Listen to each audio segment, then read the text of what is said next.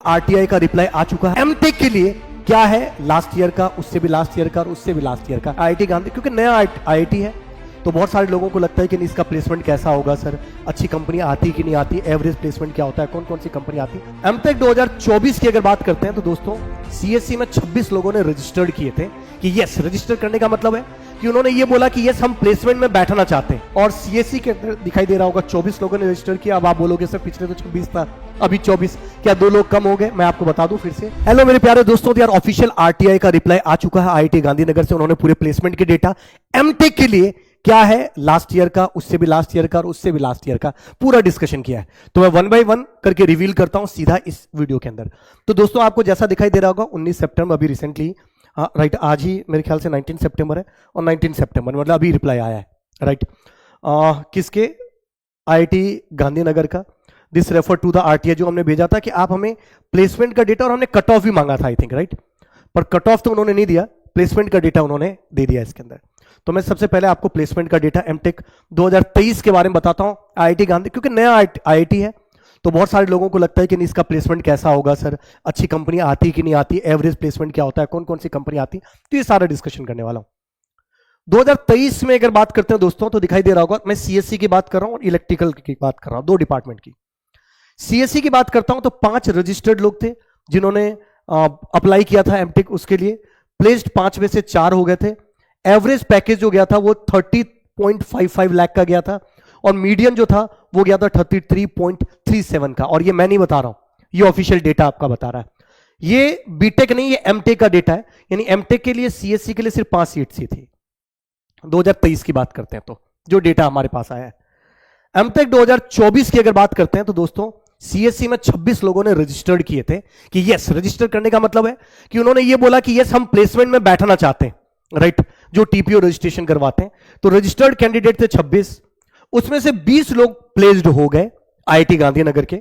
20 में से जो, और उसमें बाद में क्या होता है, कितनी बार रजिस्टर के भी कुछ लोग नहीं बैठते हैं, उनके पास कुछ और चीज ऑप्शन हो जाता है, वो उधर मूव करने लग जाते हैं या पीएचडी की तरफ मूव करने लग जाते हैं, ऐसा भी होता है।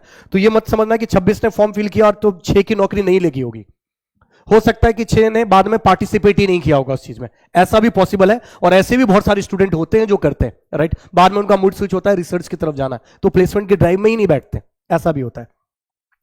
26 20 19.94 एवरेज गया है। एवरेज का मतलब मैं आपको बता दूं, अब ये हाईएस्ट नहीं, हाईएस्ट तो और भी ज्यादा होगा, सबका ले लो और फिर एवरेज निकाल दो, राइट, डिवाइड से। तो एवरेज गया है 19.94 और मीडियन पैकेज जो गया वो 18.50 का गया है।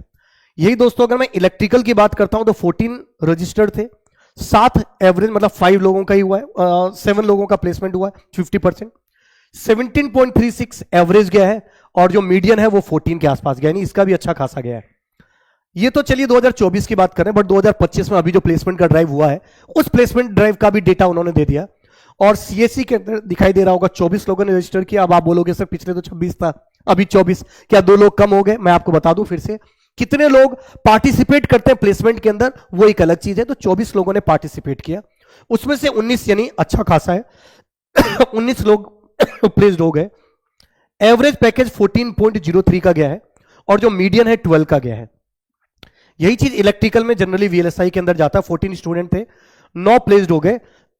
एवरेज जो है वो 12.65 का और मीडियन जो है वो 18.25 का गया है दोस्तों।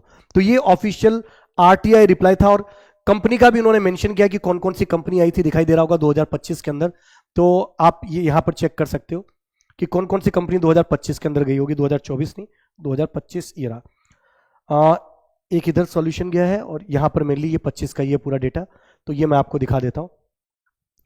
मानस डेयरी आया है, राइट, कैटरपिलर गया है, centre for the computation and technology आया, सेंटर ऑफ डेवलपमेंट और टर्बिनेटिक्स, सी डॉट जो है वो आ गया है, डेटा और भी गया है, EIL इंजीनियर्स इंडिया लिमिटेड भी गया था, ग्लोबल फाउंड्रीज गया था, राइट, गोल्डी सोलर गया था, गूगल भी आया था। तो ऐसे बहुत सारे, हिटाची, राइट, बहुत सारे, अच्छा कुछ आईआईटी गांधीनगर ने भी अपने आप को प्लेस कर लिए।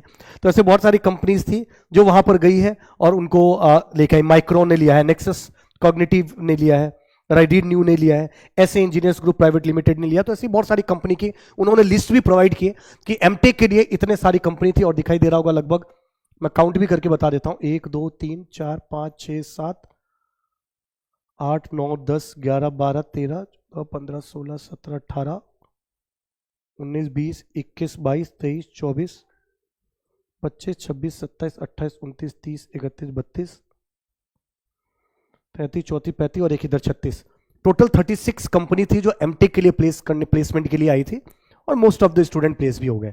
इसलिए मैं हमेशा बोलता हूं कि जो नए आईआईटीज हैं उसको भी आप हल्के मत लीजिए, specially IIT Gandhinagar, IIT Patna, IIT Indore, ये 3 आईआईटी बहुत अच्छा खासा, आईआईटी इवन हैदराबाद, ये अच्छा खासा परफॉर्म कर रही है in the terms of placement, specially for the CSC as well as for the electronics and communication branch. तो अगर आप लोग नए आईआईटी में जाते हो, इस आईआईटी को भी चूज करते हो, this is also good option for you. Still, if you guys having any queries, do let me know in the comment box. Till that, thank you very much. All the very best. Jai Hind दोस्तों।